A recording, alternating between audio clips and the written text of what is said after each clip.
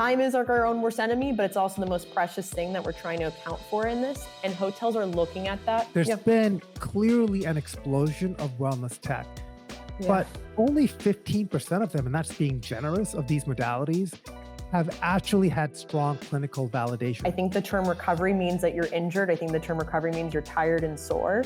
So reframing recovery as a fun thing, like we're calling, like recovery is now synonymous with wellness.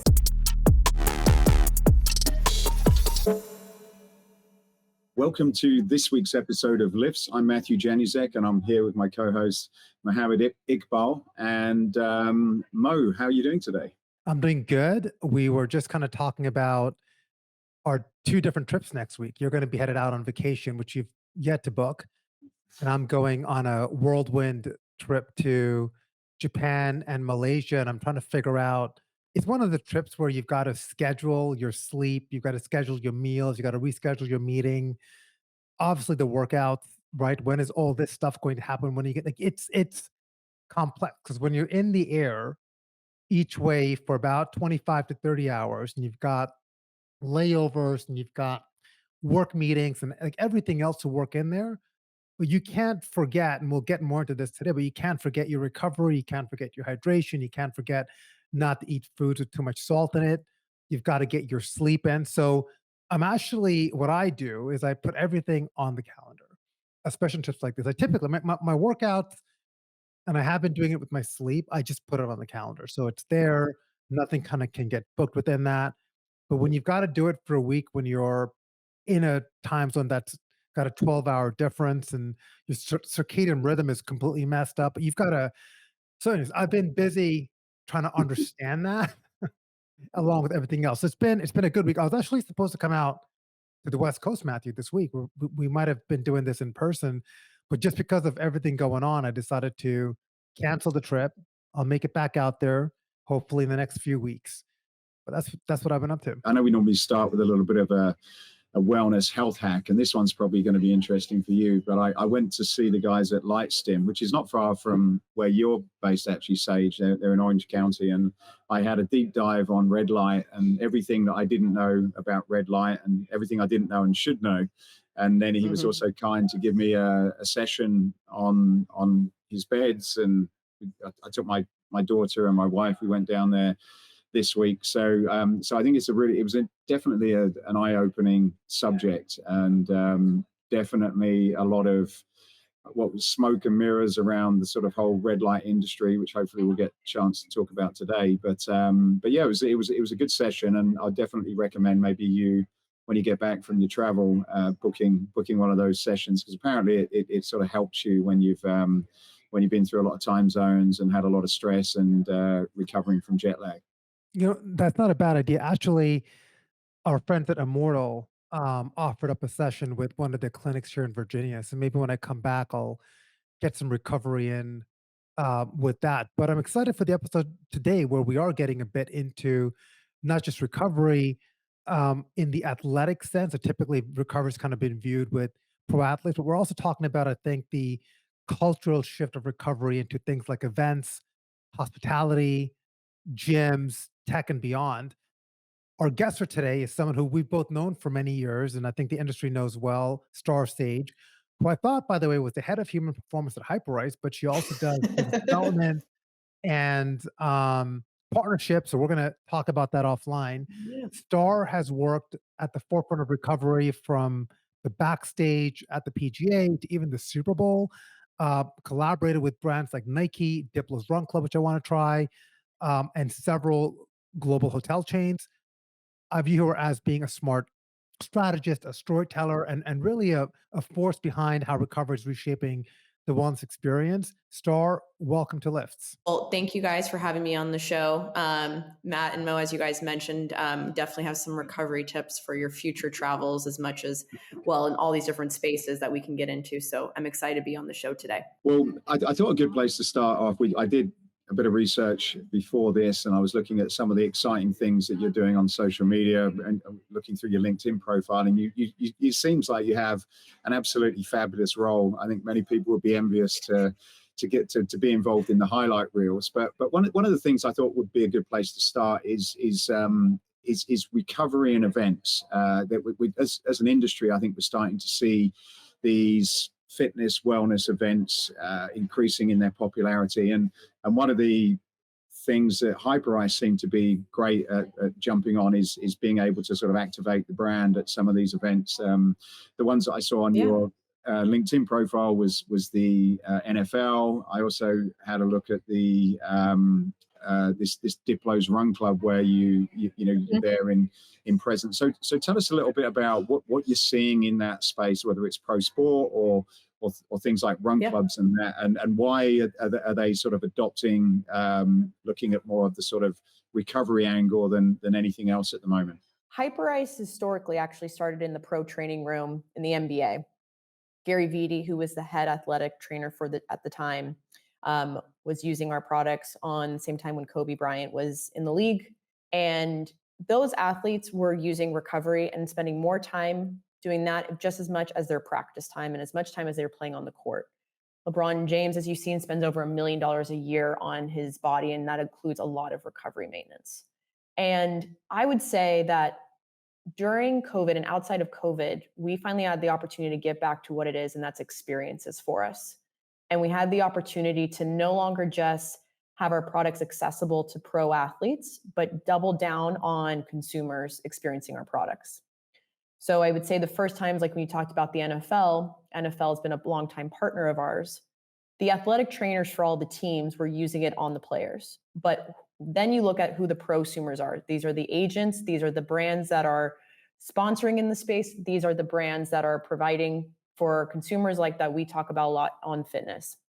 So when we looked at this, a lot of these events, let's call it, have been evening times, cocktail hours, if you will, that are sponsoring a huge thing, and you get a lot of content out of it.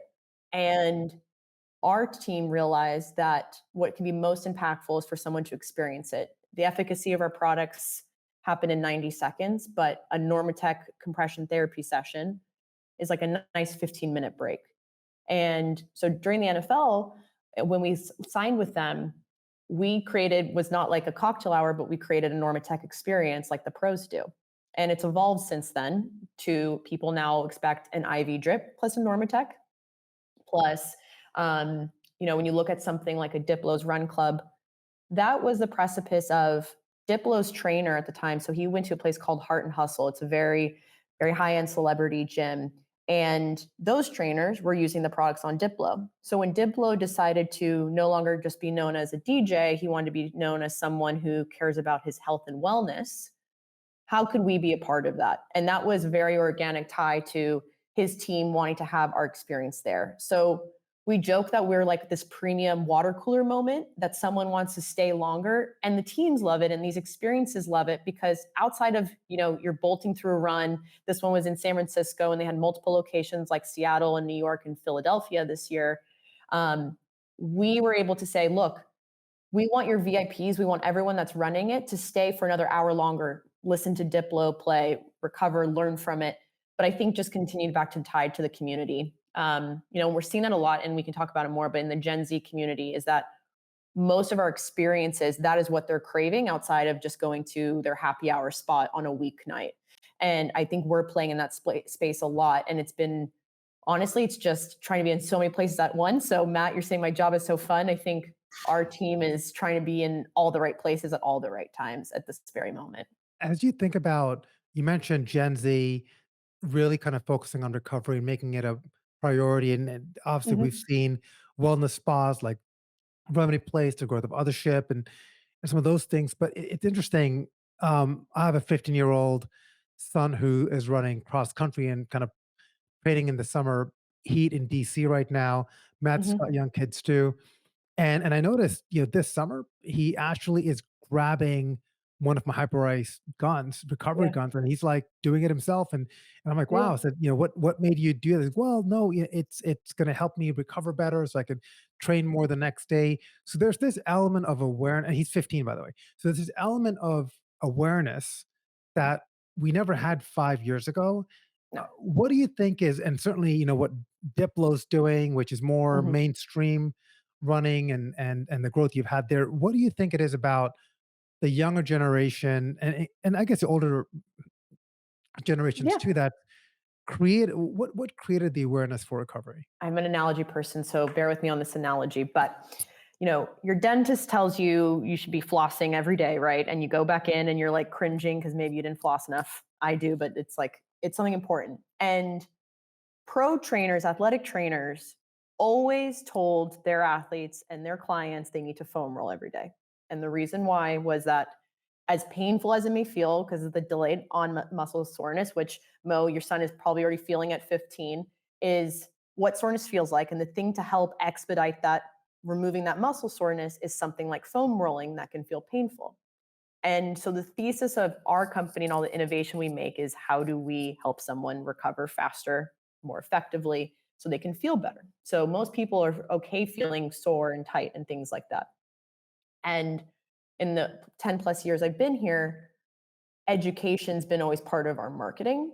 And I think, yes, we can talk about the social medias, things like the TikTok and Instagrams, is that most brands in our space have to, in a organic and very thoughtful way, educate what's the benefit of it and do it in a really fast headline in doing it.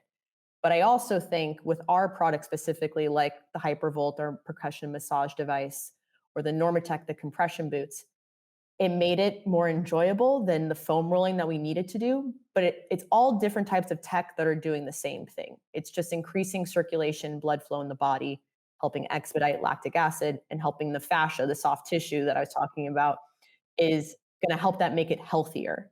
And that you can go really sciencey on, but I think it's just, we're realizing, like, if we make more touch points for people to access it, light bulb goes off after, like you said, 5 minutes of your son using it, and they feel better already. And we didn't do that when I joined the company. We were very much siloed into niches of, if it was Ironman, or if it was specifically in the running category for marathons, or it was for physical therapists to use it on their clients post rehab. And when we got into fitness, I would say in like 2017, we were creating certifications and relying on specifically personal trainers to educate a client on how to use it. Now, we don't have to look at the personal trainers as just being the one educating it. Instead, consumers are coming in, or it's the Gen Z, or it's the older, let's say, prosumer, that's our main demo, that are expecting this now. And so I think it's just like quick bite-sized education is what we're seeing, and people asking for the efficacy of it. And I think just like our products just feel like so good to use that it's an instant, like it's a very sticking point, that it allows us to continue to get this popularity around using it. One of the things that I think relates to events in some way is that you'll go to an event, you go to the Super Bowl or stay over for Diplo's Run Club, and then you're staying in some form of hotel in most cases. And I know this is another sector that is going through a bit of a change when it comes to some of the amenities that it offers. And I've always thought of hotels being a place that probably are more relevant for recovery style treatments and fitness, even though I think fitness is important when you're traveling. A lot of cases, like Mo, you arrive, you've been on a long flight, probably the last thing you want to do is to sort of put even more stress on your body. Whereas some of these kind of recovery types of therapies would actually probably be better for us to do in order to recover and get ourselves ready to be able to do what we need to do. I noticed one of the links that I saw online was this Fairmont Century Plaza, where you've created this Hyperice reboot room. So I was just interested, maybe you could give us a little bit of an overview of the journey that you've seen in hospitality, for where they were when you guys sort of got involved in this category, and where you're seeing that hospitality sector moving towards, specifically as it relates to fitness, but also recovery. Totally. So recovery, I would almost say, like, put this in the center of the Venn diagram. And so you have fitness, you have hotel and spa, and then you have like almost wellness clinics, let's call it. So it's like your pause, your restores of the world, where someone can come in and get their quote unquote wellness treatments. And we play in those three a lot, my team and I do. And we've been fortunate to work with a lot of the key decision makers across hospitality specifically. And I think I saw the shift personally when COVID hit, and you had these traditional spa settings with multiple rooms, let's say 12 plus rooms, and a staff that typically wasn't going to be a full staff that's not going to be there. They don't know how to book it. And you have all these massage rooms that are not being utilized as they should. And I think this was like a frontier moment for a lot of technologies, including us. We talked about red light at the beginning that goes, how do we fit into this space specifically for the traveler and what that looks like? My training when I travel is very different than when I'm at home in my regular routine. And so it took a lot of feedback and understanding what the traveler needs and wants, and also realizing we're limited on booking as many people. And I also think the traditional spa space, at least in the US, has been one-to-one. You go in, you check in, you have a 90-minute massage, and then you leave and you go on with your day. And you guys mentioned like things like Remedy Place and Othership. And like this image you have here is that we are looking at things that are more communal and more space. So that Fairmont Century City Plaza, for example, was a cycling room. It was not being utilized because they didn't think guests are going to book a cycling. They didn't know if they're going to be able to get the cycling instructor there in time. They don't know if people are going to choose a 6 a.m. Like they didn't know what the supply was and they didn't know what the demand was on both ends. So this was an opportunity for a lot of these spaces to go, what if we created a recovery room that's 24/7 and unlock? We're putting trust in the consumer now that they are intuitively know how to use our products without a practitioner or a specialist or someone on staff to do it. And sure enough, they are. And so the Fairmont Century City Plaza is across from the CAA. So you have a lot of people that are residences there. You have a lot of people that are going there for a wellness treatment, whether it's a beauty treatment, whether it is their massage, and they want to kill more time. And so our measurement, and a lot of the hotels are looking at this, is going, how do we get someone to stay on property specifically within the wellness amenities longer? Basically, more usage of our things. And that's where Hyperice came into play, because I think our products can be used, and especially when you're traveling different time zones, you're trying to get over and recover from jet lag. There's a lot of studies and tests on it, but I think it's so taxing and we don't even know how taxing it is, and that you can spend your time doing recovery in a walk and see the same benefits as if you were trying to do your same routine at home. So I think we really leaned into that and create these really fun spaces that someone's trying to get over jet lag, or let's say stay awake when they land in LA from a European trip, and they can turn on the European Football League and turn on the TV in there and sit in a Normatec session like the pros. So I think we're trying to play off like how to make something entertaining and relaxing and not like a forceful thing while you're already trying to not think about the jet lag you have. And that's something that I think the hospitality space has been craving. And they're also looking at a way of what's scalable too. And this isn't something that is just tied to LA. I was reading a recent report from Skift, which was released in 2024 and kind of covered the growth of wellness amenities. And Skift Mhm. is a travel kind of insights publication. And they stated that 67% of travelers now prioritize wellness amenities when choosing accommodations. And that's, I mean, I'll just speak for myself. And I know Matthew, when we travel, one of the first things we look at, and we've traveled internationally together, but is what kind of gym does the hotel have, or is there a gym Mhm. nearby? Or I'll look for like a running crew. Is, for instance, I'm traveling, as I mentioned, to Tokyo and Malaysia. And when I looked at the hotels that I would select, I am looking at their amenities. I am looking at, are they Yeah. close to a park? Are they close to a trail? And I just think that because in so many ways, because of digital and screens and just, work is more immersed and is not, I think, dictated from like 9 to 5 anymore. And we're always kind of Mhm. connected. When you layer on travel on top of that, Yep. now when you get somewhere, to your point, so when you're home, it feels like a safe space. You're a lot more comfortable. You have your routine. You have your food and all those things.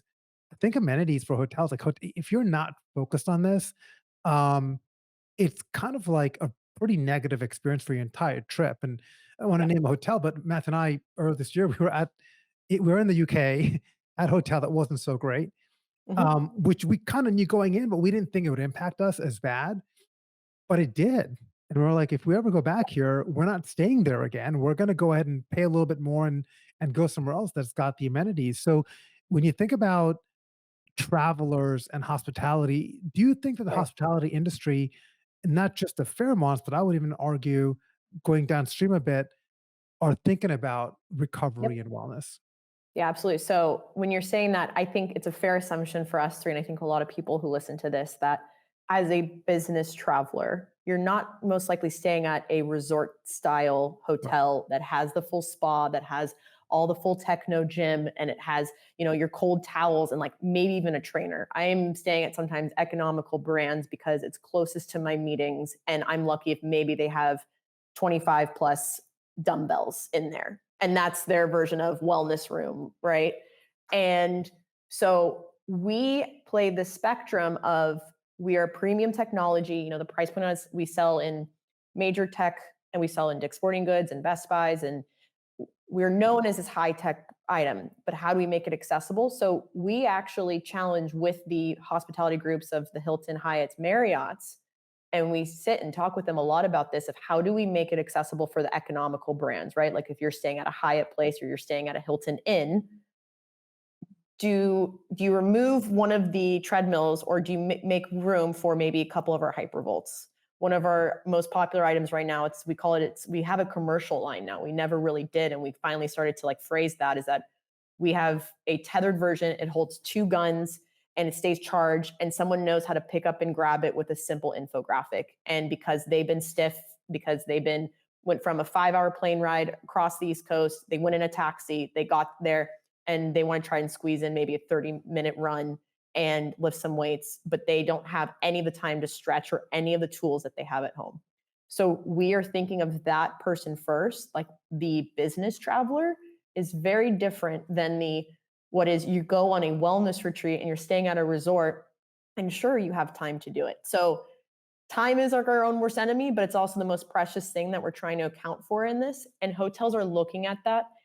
And it's a part of it is selling internally, right? So you have these heads of wellness for major hotel groups, but it's franchise and hotel and real estate developers that are looking at this on how to maximize usage rates and hotel night stays. So how do you make something that's economical for a hotel group to buy into and have it? And so we have to have a lot of conversations around saying, look, the hotel down the street has a couple of our hypervolts. I'm going to make a bet that someone's probably going to stay there over your hotel if you don't consider some type of wellness. So we place these small bets and challenges with the hotel owners, specifically in major business areas, let's say where it's happening, and how they get on board. And it's fun to see that, honestly, the best way when we're talking and we're pitching this to the hotel groups is they go, oh yeah, I've seen that at my Lifetime. Oh yeah, I've seen that at my Equinox. And they go, I can carry that too. And so like the Venn diagrams are finally starting to merge between hotels and fitness. And that's really fun to see.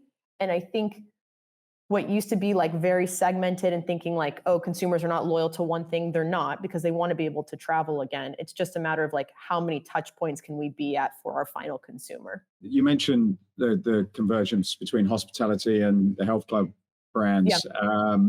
Recently, certainly in the US anyway, you've got brands like Crunch, UFC, EOS, Vasa that are now creating these recovery style spaces. I think Planet Fitness has a version. Some of these are a premium charge, some of them are included. What are you seeing in terms of the shift of how the members are integrating with the gyms as a result of this? Because if you think about fitness, for most people, it's something that's quite painful that they don't necessarily always want to do. And getting into the gym maybe 2 or 3 times a week is a challenge, particularly when you've got to work hard and it's easier to sit on the couch. Now going to the club where you could arguably sit on a chair watching the NFL in your Normatec boots is a slightly different experience. So are you seeing anything or any information or data that's coming through where having something like this within a facility is actually creating a slightly different experience or journey for the consumer that's positive? And well, I'm not probably not saying positive because I'm sure it's positive, but it's moving the business in a slightly different direction. There's a little bit of a culture shift. I'll give like a personal anecdote is that when I go out and see my family in Phoenix, where they're out in the outskirts, like southwest of Phoenix in Surprise, Arizona, it's a small suburb, and there's a huge EOS there. And you see on Thanksgiving Day, when most people are at home, EOS is open. And there's people obviously in the weight training area, cardio area. They have a movie theater room, but they have this area called the Tank with 8 to 12 of our Normatecs and our Hypervolts in there. And It is a premium to go have access to that area. That space was used the entire time I was there. And when I asked the GM there afterwards, he goes, it is our most utilized space. And the metric that we're seeing is that most people are using it for, on average, 30 minutes. It is always used over 90% of the day. And people are coming in, instead of 3 to 4 times a week, they're coming in 5 to 6 times a week just to have access to this area. So that case study alone, and this is for EOS, which is, I would put them as like premium, but very accessible in terms of price point as a health club, is we are trying to understand the culture across all health clubs. So between a Crunch versus a Lifetime, a different consumer in a different city, they might want to have the trainer take them in there, or someone wants to do it on their own and have it feel very autonomous. And they might just based on staffing.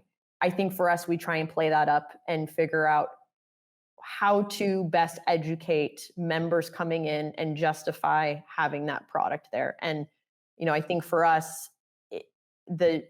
we're trying to figure out how many more Normatechs we can squeeze in there, because most people are looking and justifying it as their wellness treatment. Like in Surprise, Arizona, there's not that many more places you can try it unless you want to buy it at home. But someone wants to now spend what used to be on average 75 minutes is spending over an hour and a half because of our products. So I think like our kind of trophy in the health club space is longer time spent in the gym will be beneficial to people. And that's like the culture shift we're talking about, that it's like seeing people in the Normatechs hang out is the same thing of seeing people go to Othership now at night. It's just depending on where you live and what's part of your day-to-day routine. So time, I think more time spent is how we're measuring success of it. No, I think you're right. And when you look at the gyms that, you mentioned with EOS and what Matthew mentioned as well, about each of these gyms are allocating up to 20% of new square footage for Mhm. recovery.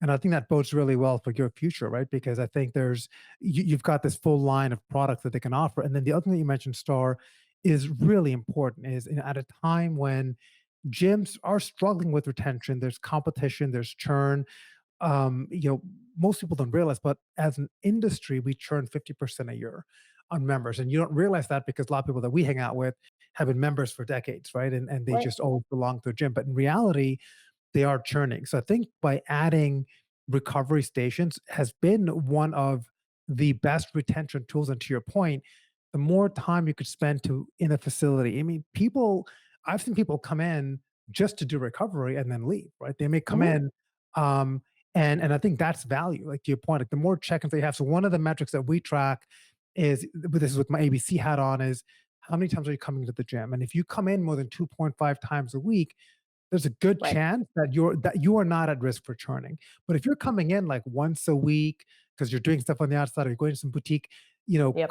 class up, you're probably going to churn. So we, Yeah. I think, encourage that integration, which is why we've got to have another conversation offline to get you more integrated into what we're Yeah. doing. Um, so I think everything from even gym design, right? We've looked at some new gyms and even how they're thinking about design. They're now, instead of recovery, if you think about the old Planet Fitness or even the old Equinoxes, right? The old like Mhm. layouts that even premium clubs had, Lifetime, the stretching, quote unquote stretching or recovery area was kind of tucked away. It Yeah. was a little bit dusty sometimes. Right? Like, take a clean cloth and like wipe stuff down and clean it up. But today, it's out in the open. It might have Mhm. some special mood lighting. It's a showcase area. It's a centerpiece. And it's Yeah. one of the things that you show in a tour, right? It's not just, hey, yeah, we've got some foam rollers to the side over here. Even Equinox was a bit like that. But now Right. recovery is, and this is going back over 20 years, but now Yeah. recovery is front and center. Yep. So we created a bespoke, I'll say bespoke commercial setup for Equinox specifically, that it holds 3 of our vibrating foam rollers, 3 of our massage guns, and it's slotted right into the stretch rail, where it's like the main area on the gym floor is at Equinox. And that was a really fun project with their team. And you see members come up and grab it, or you see personal trainers come up and grab it and do it as part of a stretch session. And so what is really nice to see in all health clubs that do obviously have a coach or personal training staff is that we're also starting to see the shift from personal trainers being incentivized on package offerings, right? You're going to keep your client for as long as you possibly can, keep that retention going, to can you bake in something like your personal training sessions, but then you're also going to do a 30-minute recovery session, and you're going to get that little expert level of how our products are used, how to do some other modalities. Maybe you get perks like Equinox has at some of their locations, the red lights, different cryo and things like that. And they become their own trainer in terms of recovery, because you can train a certain amount of time, but the recovery should be happening daily, if not multiple times throughout the day, in like little micro things. And so we still really rely on the personal training staff to be our evangelists in it and educate on it. And so having it front and center becomes a really nice tool for them to educate their clients or even retain new clients from it. So honestly, corporate loves to see that across the board, is like the health coach is shifting into something that's not just, I have a weight loss goal, tell me how to train, motivate me, to can you be kind of quote my like soundboard and hear all the things I'm trying? Because to your point, retention is really hard because they're bopping around and being told maybe a bunch of different things. So I think there's some ownership on the health club trainers to continue to stay well educated, to continue to be feeling like they can fact check everything and know about it. And we're seeing that, right, with like Lifetime having their break to Myora. We also are talking to the Myoras of the world to understand that those doctors in place are recommending things like our products and understanding that too. I think also related to that, just kind of shifting gears a little bit, when you look at the things that you just mentioned, right? You've got red light pods, you've got biochargers, you've got cryo chambers, and even this brainwave kind of equipment, which we saw at the ATN summit. There's been clearly an explosion of wellness tech, but only 15% of them, and that's being generous, of these modalities have actually had strong clinical validation. And this is according to an NIH review, which I read, which came out in 2025. I think the question that I always think about, and you even talked about your trainers prescribing and making recommendations, but how do you cut through the noise between what is truly effective versus what is just slick branding or someone looking to make a quick buck? I mean, do you have like a BS indicator in the world of biohacking? That's a really good question. Because my BS indicator is really high with this stuff.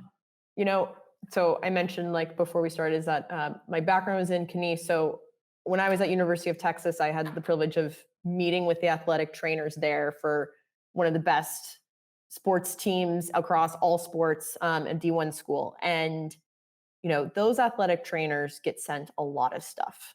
That was like my first taste of seeing like, what's the snake oil that they're getting? And you get maybe like the assistant athletic trainer saying, all right, I'm gonna go try this on this player because their knee's injured, and we're gonna, test it out. We're gonna rub their belly twice, tap their head, and fingers crossed it works. And the second piece to that is we can get white papers to validate a lot of stuff. I think us here are very much, we can be skeptics of, is this self-funded or is it actually, actually objective in that they're going to test out different products across the board. I personally think with all the wellness tech, as awesome as some of it is, and I think it's like people are just, where I get a little jaded is that people are now spending on average, and I'll say a group of like, let's say the Gen Z to the millennial area, if they can afford it, are spending up to $500 in disposable income just on their wellness. And I feel like it's our responsibility in this industry to make sure that we are guardrailing what they should be spending their money on and not, just wasting it. So that's to say, like, I think we have to kind of get back to like some of the fundamentals still a little bit, and then cherry pick what wellness tech we want. Like, you can throw in all the supplements and recommend that. You can throw in, you can say you have a sauna and cold plunge at your house and you have this red light and you live this whole biohacking life.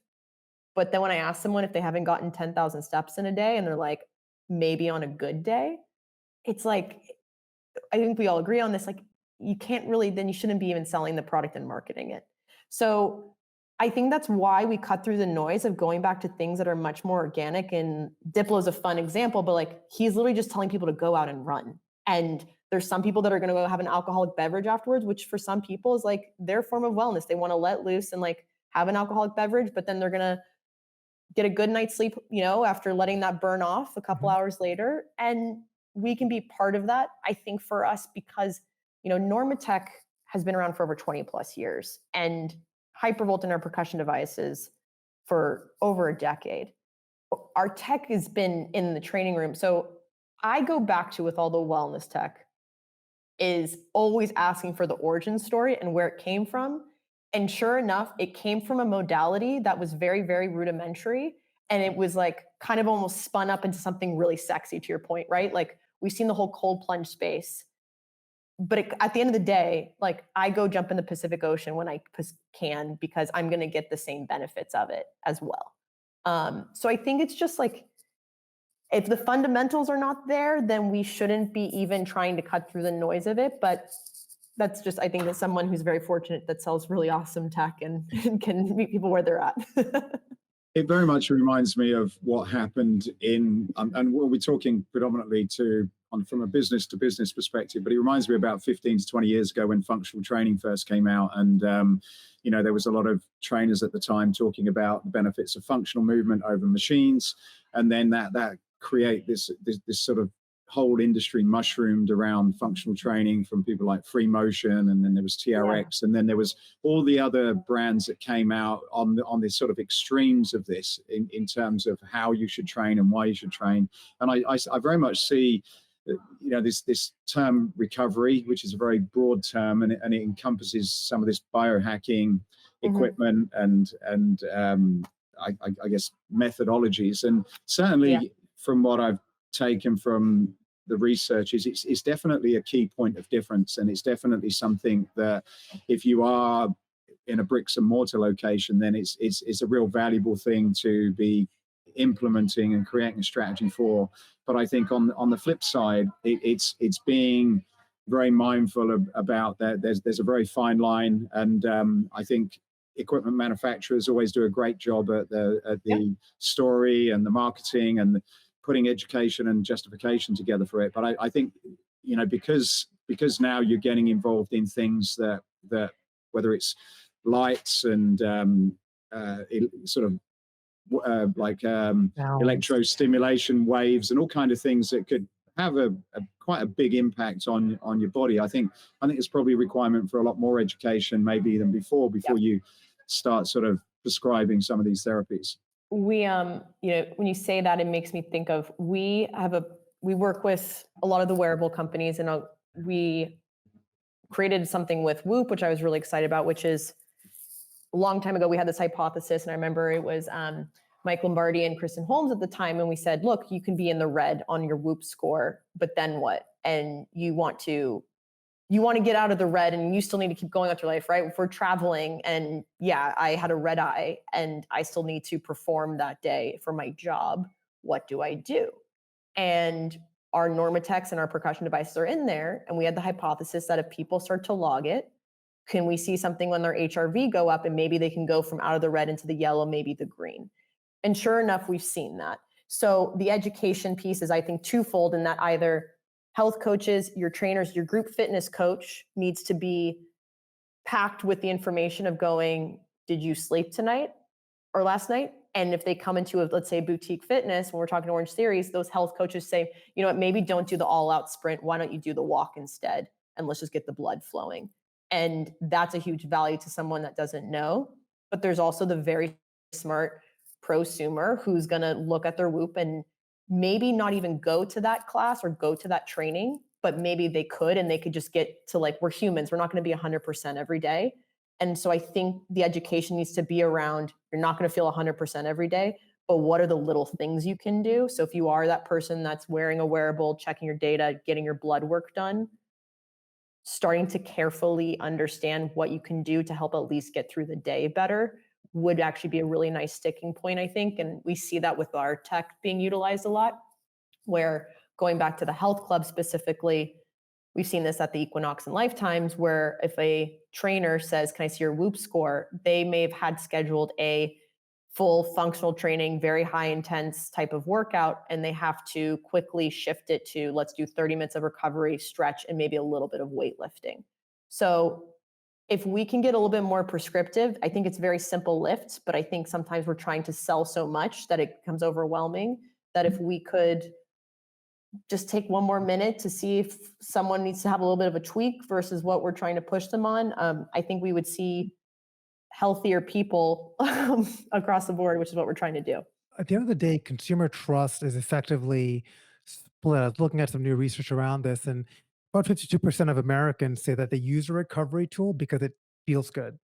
Hmm. And only 28% cite specific scientific research as their main reason. So there's still this gap between feelings and facts. And I think to your point, Matthew talked about at the top of the podcast going to Lightstim, and when I spoke to the founder of that company, we both had a call. I think a couple of months ago at this point, I had no idea the efficacy of red light, like being far away versus near. So a part of it is also just knowledge. A part of it is awareness, and you could say these studies that use red light therapy as an example. Well, what did they actually study, and what were the controls around it?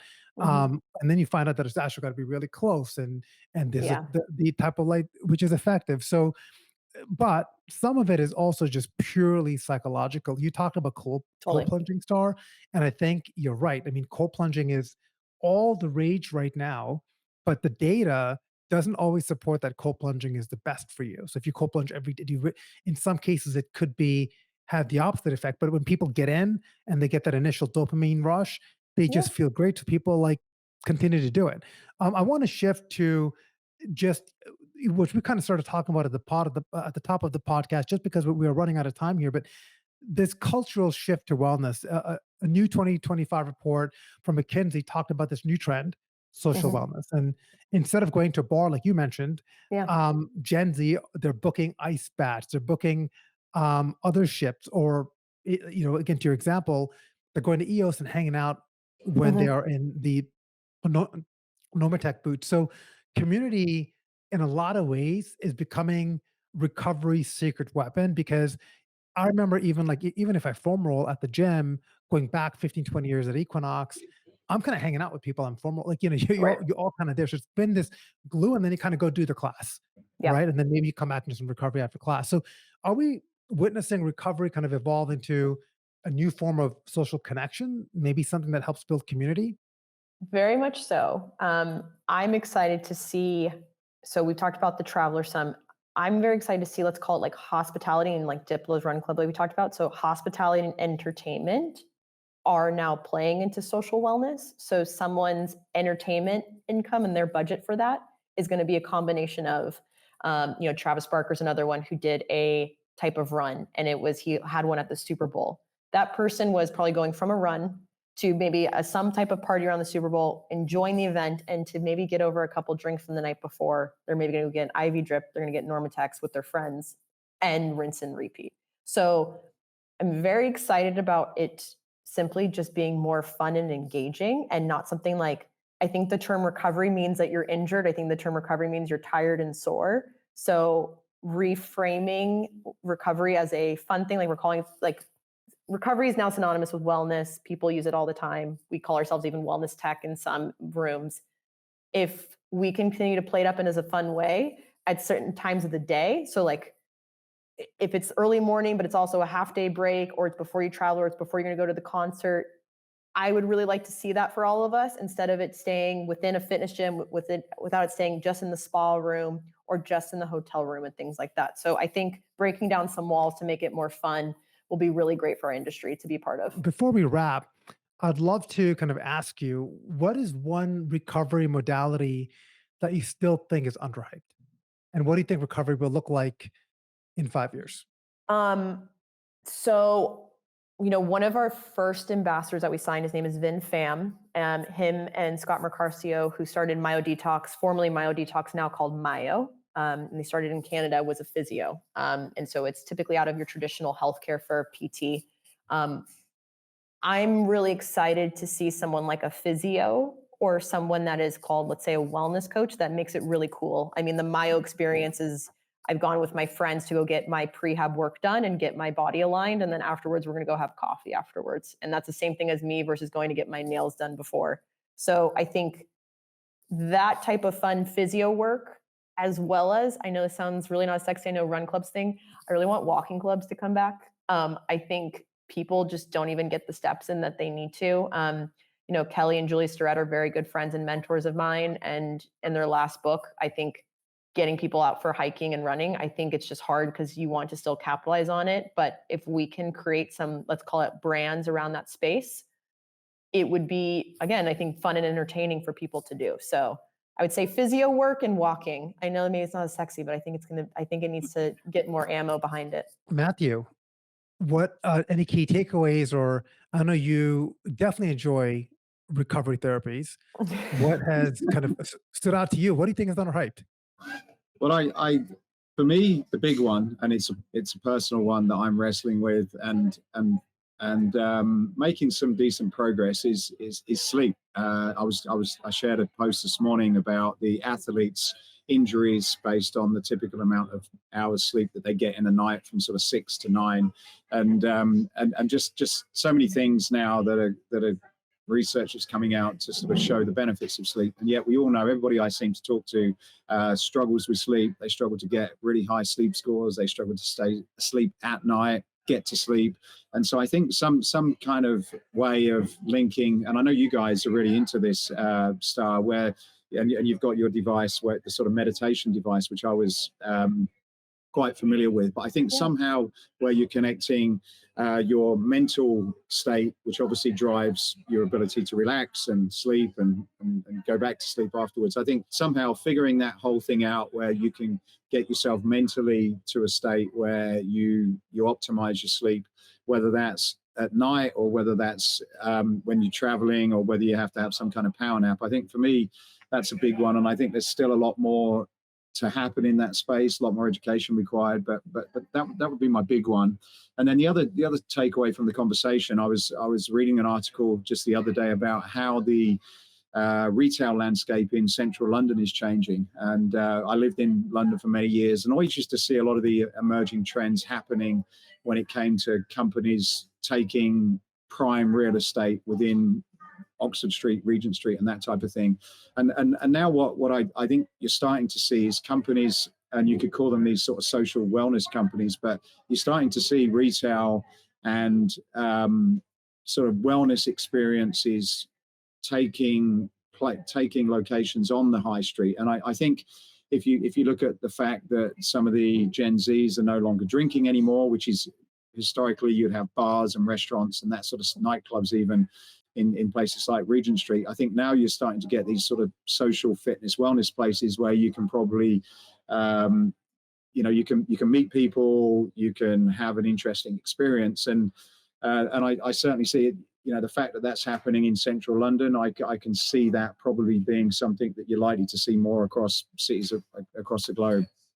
Mo, what are your takeaways, and what's your underrated recovery trend? Well, I've been wanting to get a Normatec boot for a long time, so I think I just need to dive into that and just get it, because I agree. I mean, it's down to the fundamentals. I've been foam rolling. I mean, I attribute my almost near injury-free running over the last couple of decades to foam rolling. I foam roll religiously, 15 to 20 minutes a day, and that's been a game changer for me.